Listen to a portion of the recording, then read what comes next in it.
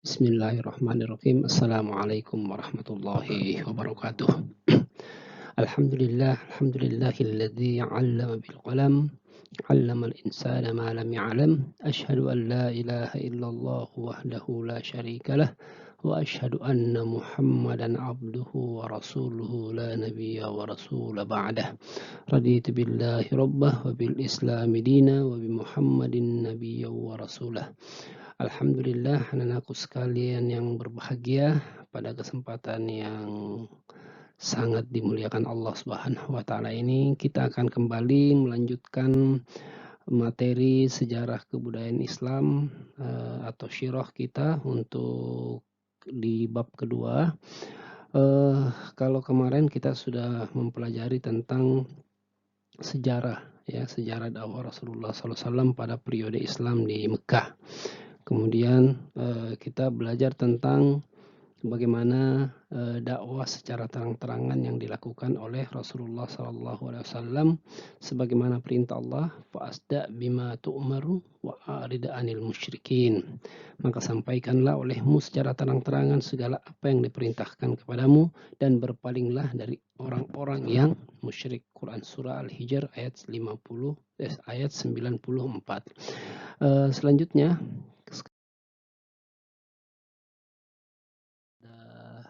materi kali ini masih di bagian daripada perkembangan dakwah Nabi Muhammad SAW pada periode Mekah. Kita akan masuk ke bagian yang kedua setelah dakwah terang-terangan, masuk kepada bagaimana kemudian umat Islam melakukan hijrah ke Habsyi. Nah, sebagaimana dijelaskan bahwa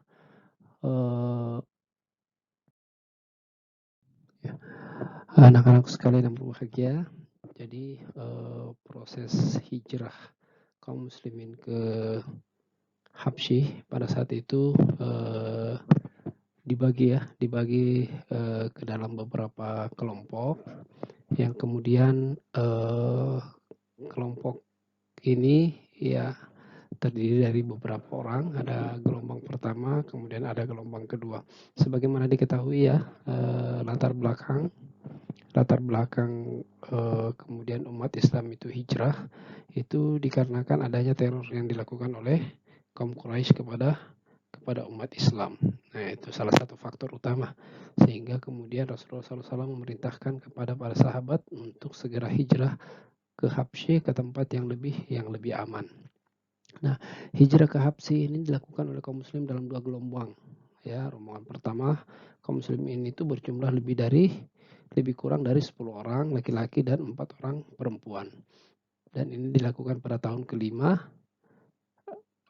bulan ke-7 daripada kenabian Rasulullah Shallallahu Alaihi Wasallam. Kemudian anak sekalian yang berbahagia, selanjutnya untuk gelombang kedua itu ada lebih banyak dari gelombang pertama. Ya, berjumlah secara keseluruhan itu 83 orang laki-laki dan 18 orang perempuan. Di antara mereka yang gelombang kedua ini terdapat beberapa sahabat Rasulullah. Yang pertama Utsman bin Affan beserta istrinya yaitu Ruqayyah bin Muhammad, Zubair bin Awwan, kemudian Abdurrahman bin Auf, Ja'far bin Abu Talib sebagai pemimpin rombongan dan lain-lainnya. Rombongan ini mendapatkan sambutan yang baik dan penghormatan dari Raja Najasyi. Nah, anak-anakku sekalian yang berbahagia, namun ya ternyata proses hijrah ini tidak berjalan dengan mulus. Ya, kenapa? Ya, karena rupanya kaum Quraisy ini tidak senang ya, tidak tenang perasaannya, ya sehingga kemudian membuat semacam provokasi. Ya, membuat provokasi supaya Raja Najasyi ini menolak dan tidak memberikan pelayanan kepada kaum muslimin yang baru saja hijrah. Ya, mereka itu membuat provokasi. Ya, mereka mengatakan kepada raja bahwa kaum muslimin itu menjelek-jelekan Isa dan ibundanya. Ya, Kemudian ya Raja Najasyi menanyakan hal tersebut kepada kaum muslimin dan mereka pun menjelaskan bahwa pandangan Islam tentang Isa dengan sebenar-benarnya. Kemudian raja mengamankan mereka dan menolak untuk menyerahkan mereka kepada kaum Quraisy. Jadi kaum Quraisy itu meminta kepada Raja Najasyi untuk bagaimana kaum muslimin ini dikembalikan saja kepada kaum Quraisy. Ya, kemudian dia menyampaikanlah provokasi-provokasi tadi. Ya. Kemudian tidak hanya itu anak-anakku sekalian yang berbahagia, kaum Quraisy juga melakukan pemboikotan ya dan pengucilan terhadap kaum muslimin dari pergaulan dengan masyarakat Mekah. Ya, beberapa boikot itu kemudian ditulis dan digantungkan di dinding Ka'bah. Ya, itu luar biasa sekali yang diterima kaum muslimin ketika melakukan hijrah untuk mempertahankan tauhid ya. Ya, ini ada beberapa bentuk pemboikotan yang dilakukan oleh kaum Quraisy kepada kaum muslimin. Yang pertama itu tidak boleh melakukan jual beli kepada Bani Hashim, Bani Muthalib dan umat Islam.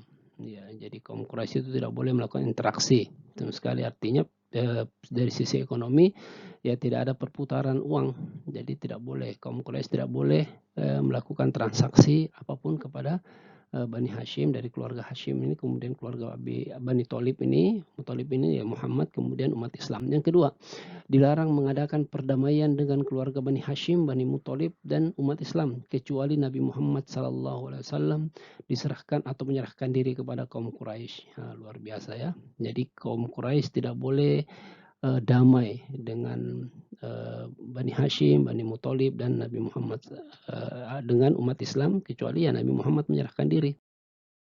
Selanjutnya kemudian pemboikotan itu adalah dilarang berbicara, bayangkan pada sampai tingkat kaum Quraisy dilarang berbicara, mengunjungi orang sakit dari keluarga Bani Hashim, Bani Muthalib dan umat Islam. Masya Allah luar biasa.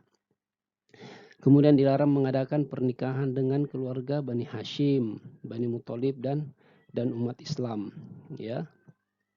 Kemudian yang terakhir adalah pemukiman umat Islam ya dikucilkan di bagian utara kota Makkah dan dijaga ketat oleh kaum Quraisy sehingga mereka tidak dapat berhubungan dengan masyarakat Mekah atau di luar Mekah. Masya Allah. Jadi sengaja umat Islam itu ditempatkan ya di daerah yang jauh ya supaya tidak ada interaksi.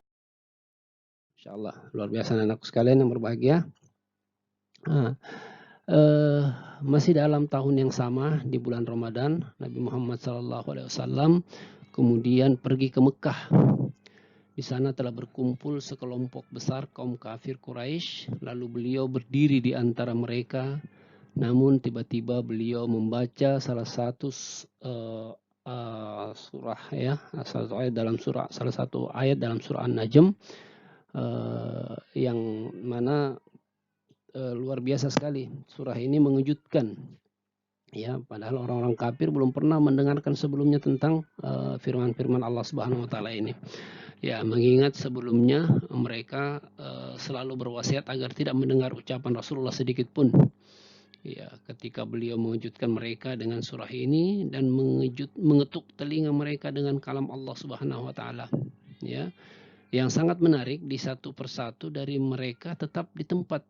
Ya, jadi ketika Rasulullah SAW membacakan ayat fasjud lillahi wa'budu ini, ya yang mana kaum Quraisy sebelumnya telah didoktrin, telah diwasiatkan bahwa jangan sama sekali mendengar ya apa yang diucapkan oleh Rasulullah SAW. Ternyata mereka itu ya ketika Rasulullah SAW menyampaikan ayat ini, mereka rupanya tertegun gitu ya. Ya, tidak beranjak dari tempat tidurnya. Ya. Yang sangat menarik ini adalah yang sangat menarik anak-anakku sekalian bahwa ya mereka ketika mendengar ayat ini mereka justru berada tetap duduk ya. Tetap duduk kemudian mendengarkan apa yang disampaikan oleh Rasulullah SAW. Ya, di hati mereka tidak terlintas apapun selain kalam ilahi. Masya Allah. Ini anak-anakku sekalian membuktikan bahwa betapa kekuatan yang disampaikan oleh Rasulullah dari firman Allah Subhanahu wa taala tersebut. Ya, kemudian mereka pun bersujud. Ya, setiap orang tidak dapat menguasai dirinya untuk tidak bersujud. Dari kejadian ini maka kaum Quraisy yang tidak menyaksikan peristiwa tersebut mencelah atas perbuatan mereka. Ketika itu mereka mendustakan atas apa yang telah dilakukan oleh Rasulullah SAW dan berkata bahwa Rasulullah telah memuji berhala-berhala mereka. Ya, mereka juga berkata bahwa syafaat berhala-berhala tersebut sangat diharapkan. Mereka melakukan kebohongan besar ini sebagai alasan dari tindakan atas bersujudnya sebagian dari mereka. Masya Allah. Jadi yaitu kaum Quraisy yang hadir pada saat itu yang mendengarkan firman Allah Subhanahu wa taala kemudian mengikuti apa yang dilakukan oleh Rasulullah. Tetapi yang tidak hadir ini tetap melakukan provokasi bahwa sesungguhnya mereka menganggap bahwa kaum muslimin ini mengikuti ajaran mereka. Padahal sesungguhnya yang terjadi bahwa kaum Quraisy yang mendengarkan ayat Allah Subhanahu wa taala tadi itu kemudian ikut bersujud membuktikan bahwa mereka telah mendapatkan hidayah dari Allah Subhanahu wa taala. Alhamdulillah anak-anakku sekalian, ini untuk materi yang kedua alhamdulillah terkait dengan proses hijrah ke Habsyi, latar belakang hijrahnya tadi, kemudian pemboikotan yang dilakukan, ya, kemudian ya Rasulullah juga kemudian terlibat langsung dalam proses hijrah ini dan membuat beberapa kaum Quraisy itu ikut kepada ajaran tauhid. Ya, insya Allah kemudian pertemuan berikutnya kita akan membahas tentang masuk Islamnya sahabat Rasulullah SAW, Hamzah dan Umar bin Khattab. Ya, alhamdulillah. Aku sekalian demikian pertemuan singkat kita untuk di kesempatan yang berbahagia ini. Bapak harap tetap membuat resume, ya, kemudian dikumpulkan. Dan ini sudah masuk tugas yang kelima ya. Tugas yang kelima dari pertemuan awal kita. Bapak harap yang belum mengumpulkan 5 tugas untuk segera melengkapi karena setiap tugas itu Bapak checklist, ya ada beberapa yang baru 2 atau baru 3, Bapak harap tetap menyempurnakan tugas-tugasnya karena ini bagian daripada aspek penilaian kita. Ya, saya kira demikian anak-anakku sekalian bahagia.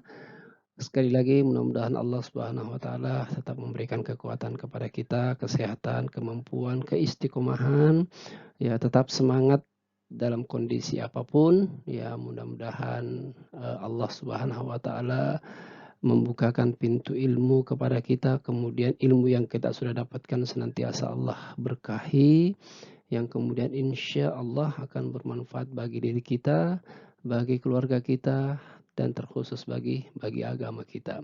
Demikian, mohon maaf bila taufik wal hidayah. Kita akhiri dengan sama-sama membaca doa kafaratul majlis. Subhanakallahumma bihamdika asyhadu an la ilaha illa anta astaghfiruka wa atubu ilaik. Assalamualaikum warahmatullahi wabarakatuh.